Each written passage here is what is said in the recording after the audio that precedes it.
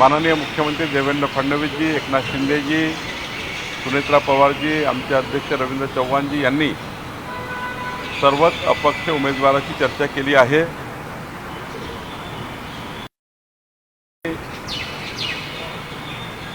या ऊपर काँग्रेसला आम्ही विनंती केली आहे,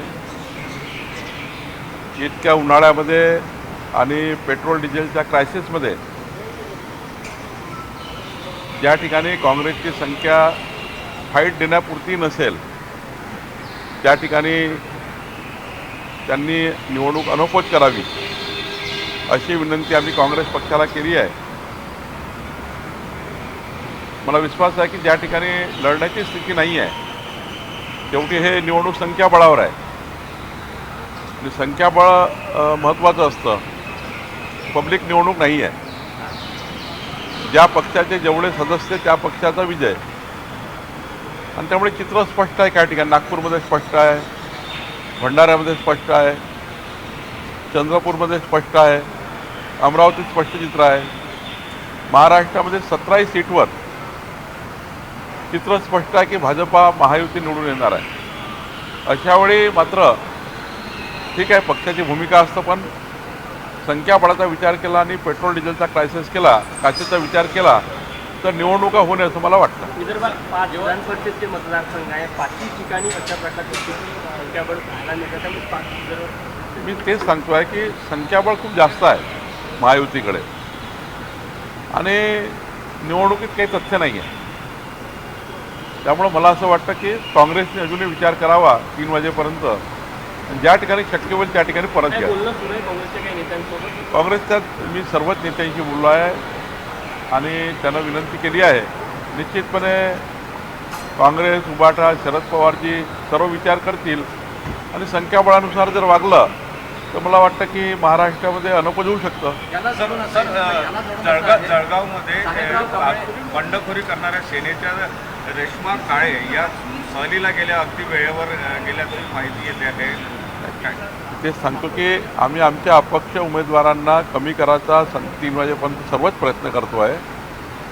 जे ऐकले नाही त्याचं बघू काय करायचं, पण जे मला वाटतं की 100% आमचे अपक्ष लोक ऐकतील, आमच्या पक्षाचे, शिवसेनेचे ऐकतील, राष्ट्रवादीचे ऐकतील आणि आपला उमेदवारी ज्या ठिकाणी जो लढतो आहे, भाजप लढते आहे तिकडे शिवसेना राष्ट्रवादी परत घेईल, काही ठिकाणी आमच्या लोकांनी भरला आम्ही परत घेऊ।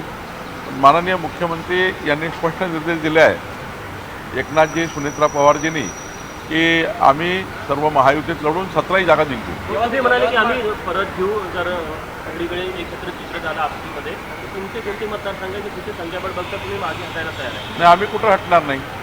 17 सीट भारतीय जनता पार्टी महायुती जिंकणार आहे। 17 सीटवर संख्याबळ आहे ना, कसं मागे येणार?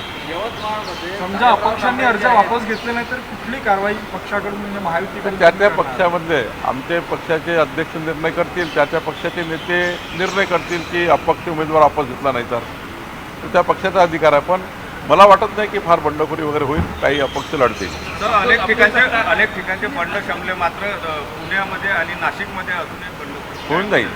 3 वाजेपर्यंत आपल्याला स्पष्ट चित्र दिसेल की कोणीच बंडखोर नाही आहे। अब्दुल सत्तार हे काहीतरी नाराज पाहायला मिळतं, काही नाराज नाही। काल भेट घेतली, त्याच्या मुलाने माघार नाही, कालच भेट झाली, माझी झाली। अब्दुल सत्तार अत्यंत आनंदी आहे। काही थोडा मनमुटाव असतात, काही मतभेद असतात, पण मनभेद नाही आहे। मतभेदापोटी काही स्टेटमेंट येतात बाहेर, त्यामुळे मला असं वाटतं याच्यामध्ये फार काही, अब्दुल सत्तारजी हे सिस्टीमचे लीडर आहे, त्यांनी संघटनेची सिस्टीम पाडली आहे। मला वाटतं एकनाथ शिंदेजींचा ते ऐकतील आणि विड्रॉ करतील। यवतमाळमध्ये साहेबराव कांबळे जे उमेदवार होते ते अचानक त्यांनी माघार घेतली आणि त्या ठिकाणी महायुतीला यश मिळेल असं वाटतंय। साहेबराव जे कांबळे काँग्रेसचे उमेदवार होते आणि राष्ट्रीय स्तरावर पण त्यांचं आहे आणि त्यांनी माघार घेतली। काँग्रेसचे उमेदवारसुद्धा हा विचार करतील की ही निवडणूक त्यांना लढून काय उपयोग आहे। संख्याबळ नसेल तर फक्त हरण्याकरता लढायचं आहे, जिंकण्याची परिस्थिती नाही आहे, मग कशाला लढतील? उमेदवार विचार करतो ना, शेवटी उमेदवाराला लढावं लागतं, उमेदवार लढावं लागतं। समजा 700 मतं आणि 200 मतं इतका फरक आहे तर कशाला उमेदवार लढेल? केवळ आपले मतं घेईल आणि घरी जाईल। त्यापेक्षा पेट्रोल डिझेलच्या क्रायसिसमध्ये नाही लढलं तर बरं असं वाटतं. तुम्ही आजपासून ॲक्टिव्ह मोडमध्ये आलेला आहे. वर्धा आणि नागपूरमध्ये बैठका घेत आहेत. कशा पद्धतीचं तुमचं नियोजन असणार आहे? निवडणुका तशा वन साईड आहे.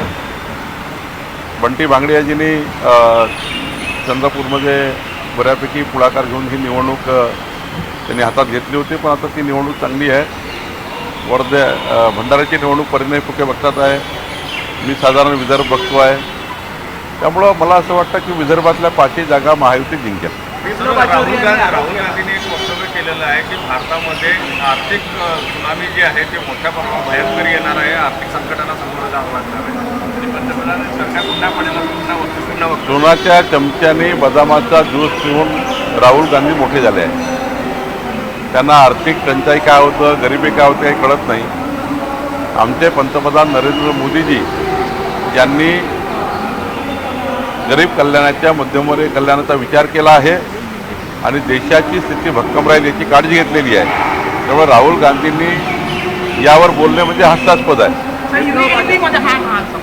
राहुल गांधी ने कहा है कि 1 साल में सरकार गिरेगी या देश में इमरजेंसी लगेगी. राहुल गांधी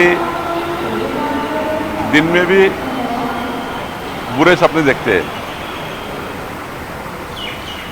सपना देखना चाहिए लेकिन सपने में जान होनी चाहिए.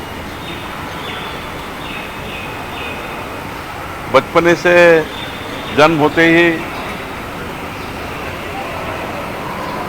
अमीरी में बड़े हुए राहुल गांधी को गरीबी समझती नहीं. गरीबी समझती है प्रधानमंत्री मोदी जी को, जिन्होंने चाय के टपरी पर काम करके अपना जीवन शुरू किया है.